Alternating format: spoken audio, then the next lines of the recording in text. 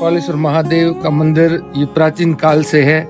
इनका जो कौरव पांडव मतलब पांडव आए थे अज्ञातवास में, उस समय से पूर्व भी ये मंदिर था। कह रहे हैं मोहम्मद गजनवी जब आया था यहाँ पर, तब उसने इन मंदिर के खंड को खंडित किया। जो यहाँ से होते हुए गुजरात चला गया था मोहम्मद गजनवी। इसके एक सेवक था जिसका नाम था सुइया, नाम से माली जाति का था। उसने यहाँ पूजा की थी और पूजा करने के बाद में उसके नाम से अमर नाम रह गया उसका, सुइया धाम, जो सुइया महाकुंभ के नाम से भी जाना जाता है। और कपालेश्वर महादेव मंदिर का जीर्णोद्वार एक सेठ ने करवाया था, जो कहते हैं कोई तो कच्छ का था या गुजरात का था।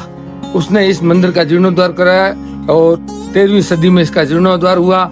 और शिलालेख और अन्य इनके बारे में कई इतिहास साक्षी है और प्राचीन है। इस पवित्र धाम की ये विशेषता, जल की विशेषता महत्वपूर्ण है। यहाँ कपालेश्वर महादेव में जो पूजा अर्चना करता है उसको धन दौलत संपत्ति सब महादेव की कृपा से प्राप्त होती है। सुइया महादेव की पूजा अर्चना करता है उसे मोक्ष धाम मिलता है। और एक बार एक महाऋषि था, जब ये जो अभी सूर्य की छाया जो देख रहे हो आप आगे की ओर चल रही है, तब आने से पूर्व ये छाया थोड़ी आगे चली गई। और वो समय जो था सुइया मेला जो भरा जाता है वो व्यतिपात और मूल नक्षत्र होते हैं, सोमवार, पो, वधी अमावस, स्वाति व्याति योग, इन 5 नक्षत्रों के बाद में ये कुंभ मेला लगता है। कुंभ मेला कभी कभी तो 12 वर्षों में भी लगता है। क्योंकि इसमें जब पांडव आए थे यहाँ अज्ञातवास में, उन्होंने यहाँ पानी की इच्छा, स्नान करने की इच्छा जिज्ञासा की, तब उनको वो मेला नहीं लगा। तब उन्होंने कहा, श्राप दे दिया कि जा, कलयुग में तेरा कोई निश्चित समय नहीं है। तो यानी अभी 2024 में ये मेला लगा था। अब अगला 27 दिसंबर 2027 को और मेला लगेगा महाकुंभ, और 3 साल में भी लगेगा, क्योंकि इसका उसने कलयुग का उन्होंने श्राप दे दिया था। किसने? पांडवों ने। बाकी ये प्राचीन काल से ही है, युगो युगांतर। बाकी इसके बारे में हम भी यहाँ, हमें भी सौभाग्य मिला। आज से 27-28 साल पहले मैं शाम की सेवा पूजा अर्चना करता हूँ। मेरा नाम छगन दैया है, मैं शिव भक्त हूँ। पेशे से मैं टीचर्स भी हूँ और शाम की सेवा कर रहा हूँ। ये भी मेरा सौभाग्य है, महादेव की कृपा है और इस जल का ही महत्व है। ठीक है जी। और कुल पैदल आते हैं श्रद्धालु, तो कुल कितनी सीढ़ियाँ हैं? यहाँ 1063 सीढ़ियाँ हैं, वहाँ से डूंगरपुरी मठ से लेकर कपालेश्वर तक 1063 सीढ़ियाँ।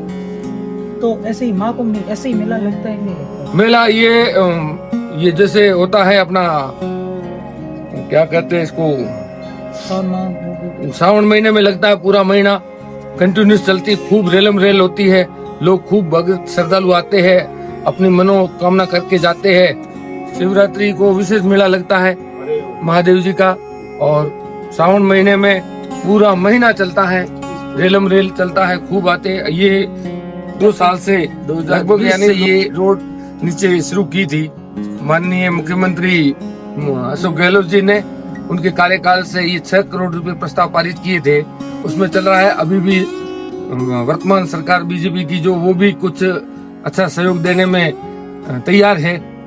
हो सकता है महादेव जी की कृपा से और भी अच्छी पर्यटक स्थल भी बन जाए। ये प्राचीन मंदिर है। अच्छा, इसकी एक विशेषता ये है, इस जो कुंभ मेले की जो सांप लगती है वो द्वारकाधीश आप जाओगे और यहाँ की सांप जैसे मेरे ये दाहिने हाथ में लगी हुई है, ये शिवलिंग की। तो ये अब मैं यदि द्वारकाधीश जाऊंगा, मैं कहूंगा कि मेरी सांप लगाइए द्वारकाधीश की, तो इस शिवलिंग से नीचे लगेगी, न कि ऊपर लगेगी। अब वहाँ से यदि आपने लगा दी मेले में, तब ऊपर लगेगी, नीचे सांप नहीं लगेगी। इसकी ये बहुत बड़ी विशेषता, कुल मिला के ऊपर रहेगी। सबसे द्वारकाधीश क्या पूरे प्रयागराज से ऊपर रहेगा ये, मतलब पूरे सनातन धर्म का विशेष कपालिया भी है। और विष्णु पगलिया में भी उनकी विशेषता ये है कि जब भस्मासुर ने को कड़ा दिया था शिव जी ने, तब उसने पहले प्रयोग शिव जी के ऊपर शुरू किया भस्मासुर ने। तब मोहनी रूप में विष्णु जी प्रकट हुए और वो शिव जी कह रहे हैं कि भाई इस अरावली पर्वत में गुफा में छिपे थे, ऐसा कह रहे हैं। दंत कथा है, पूरा तो इसका इतिहास लिखा हुआ हमें नहीं मिला, और शिलालेख। शिलालेख के आधार पर और लोगों की वाणी के आधार पर